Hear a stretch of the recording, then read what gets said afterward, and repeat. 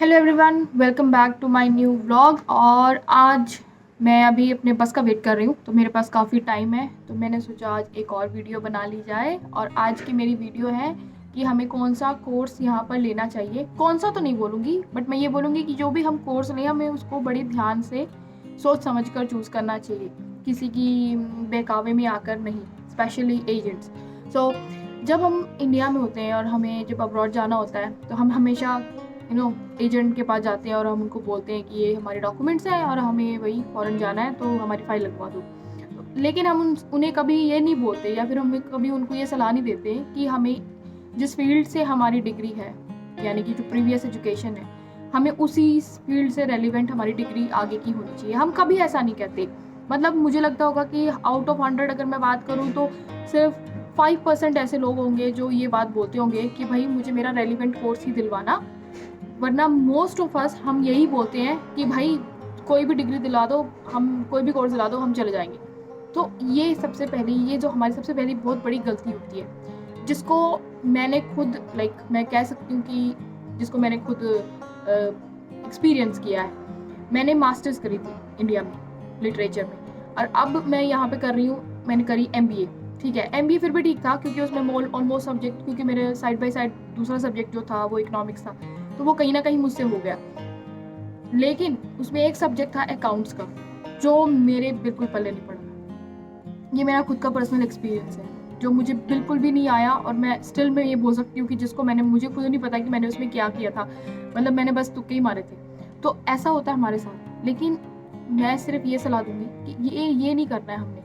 हमने हमेशा जब भी कोर्स अब्रॉड आने के लिए चूज़ करना है, तो हमने पहले तो ये देखनी है कि उस पर्टिकुलर कंट्री में किन किन कोर्स, यानी कि कौन कौन सी कोर्स की ज़्यादा डिमांड है और कौन कौन सी जॉब रिक्वायरमेंट वहाँ पे बहुत ज़्यादा है। अगर हम किसी भी कंट्री की वेबसाइट पे जाके देखेंगे तो वहाँ पर एक स्किल्ड वर्कर की डॉक्यूमेंट होता है, हर उस पे होता है, ऑलमोस्ट हर जगह पे होता है। तो वहाँ पे जाके देखो कि उनको कौन कौन सी स्किल वर्कर की रिक्वायरमेंट है। अगर मैं UK की बात करूँ तो इनको अभी अभी एट द मोमेंट इनको चाहिए हेल्थ केयर वाले, ठीक है, इनको चाहिए इंजीनियर्स, इनको चाहिए नर्स, इनको चाहिए डॉक्टर्स। ये इनको बहुत ज़्यादा चाहिए। इसके अलावा ये 4 सबसे पहली, मतलब कह सकते हैं कि टॉप मोस्ट रिक्वायरमेंट है इनकी। इसके अलावा जो बाकी आ जाते हैं मैनेजर, ये सब मैनेजमेंट, ये सब तो बहुत उसके नेक्स्ट वाले है। लेकिन अभी ये जो फोर्स मैंने बताए हैं आपको, ये बहुत ज़्यादा इनको रिक्वायर्ड है, क्योंकि यहाँ पे बहुत ज़्यादा इनकी कमी हो चुकी है। अगर आप UK आ रहे हैं तो आप सबसे पहली बात, आप अपना प्रीवियस कोर्स और अपना फर्दर कोर्स जो भी आप ले रहे हैं, दोनों रेलिवेंट होना चाहिए। दोनों रेलिवेंट ही हो, कोशिश करें। नहीं होता, इक्का दुक्का चल जाता है। अगर मैं बात करूं कि आपने इंजीनियरिंग कर रखी है और उसके बाद आप MBA ले रहे हैं, चल जाएगा, क्योंकि MBA में सिर्फ 1-2 सब्जेक्ट ऐसे होंगे जो कि आपको थोड़ा सा डिफिकल्ट लगेंगे, लेकिन कहीं ना कहीं वो आप क्योंकि मैनेजमेंट में आ जाते हैं तो आप कर लेते हो। अगर आपने मास्टर्स किया, जैसे मैंने भी मास्टर्स करी थी, लिटरेचर करी, उसके बाद मैंने MBA कर लिया, तो कहीं ना कहीं मेरा मतलब तो कहते हैं ना कि तुक्का भिड़ गया, चल गया। लेकिन वो मेरी फर्स्ट चॉइस नहीं थी। मेरे फर्स्ट चॉइस कोई और ही थी। ठीक है, तो हमें सबसे पहले ये देखना है कि हमने जो भी कोर्स चूज़ करना है वो हमारी प्रीवियस स्टडी से रेलिवेंट हो, उसकी रिक्वायरमेंट अच्छी खासी हो उस कंट्री में। और उसके बाद जब आप अपनी स्टडी फिनिश करें तो आपको मेक श्योर करना है कि आपको उसी फील्ड में जॉब मिले। ये नहीं कि आपने करी है इंजीनियरिंग और आप कुछ और करना चाह रहे हो, आप उसके बाद कुछ और सोच रहे हो कि मैं कुछ और करूँ। स्पेशली तो जो एजेंट होते हैं वो मोस्टली स्टूडेंट्स को MBA दे के भिजवा देते हैं। MBA में भी सिर्फ MBA नहीं होता, MBA में भी काफ़ी सारी कैटेगरी आ जाती है यहाँ पर, जैसे कि creative business management, project management, ये सब आ जाता है। तो कुछ तो बहुत ईजी होते हैं, कुछ बहुत डिफ़िकल्ट होते हैं। डिफ़िकल्ट इसलिए होते हैं क्योंकि उनके कुछ सब्जेक्ट्स ऐसे होते हैं जो कि हमने सोचे भी नहीं होते हैं। मेरे साथ मेरी क्लासमेट है, वो मेडिकल की स्टूडेंट है और वो यहाँ पर प्रोजेक्ट मैनेजमेंट कर रही है मेरे साथ। उसको कुछ भी समझ नहीं आता, वो क्लास में आती ही नहीं है।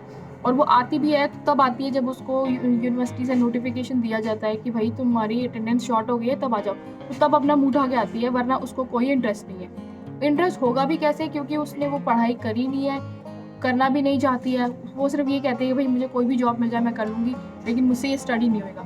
बेसिकली क्या होता है कि हम जो भी कोर्स कर रहे हैं, हम उसमें इतना पैसा लगा रहे हैं, तो हमें अच्छी खासी उसकी नॉलेज होनी चाहिए कि हाँ हम क्या कर रहे हैं और उसका फ्यूचर में जाकर रिजल्ट क्या होने वाला है। तो अभी जैसे अगर मैं अपनी बात करूँ, तो अगर मैं कोई भी कोर्स अभी मैं कर रही हूँ तो मैं अपनी फील्ड में ही जॉब ढूंढूंगी, मुझे ढूंढनी पड़ेगी, वरना उसका फिर कोई फ़ायदा नहीं है। छोटी मोटी जॉब्स तो यहाँ पर इतनी ज़्यादा है कि आप कभी भी कर सकते हो।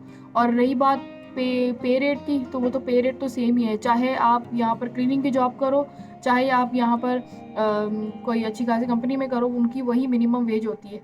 सो कहने का मतलब है कि पे रेट तो ऑलमोस्ट सेम ही होती है, लेकिन किसी में थोड़ी ऊपर नीचे होती है। अगर आपकी जॉब बहुत अच्छी वाइट कॉलर जॉब है तो ऑब्वियसली आपका स्टेटस भी बनता है, आपके पैसे भी बनते हैं, आपको एक्सपीरियंस भी बनता है, और कहीं ना कहीं जाकर आपको वो फ्यूचर में बहुत काम आता है। वरना जॉब्स की यहाँ पर कोई कमी नहीं है, छोटी मोटी जॉब्स यहाँ पे आप बिना पढ़ाई के भी कर सकते हो। लिटरली एक ही सांस में बोलो ना, सांस गला अटक गया मेरा, ओह माय गॉड।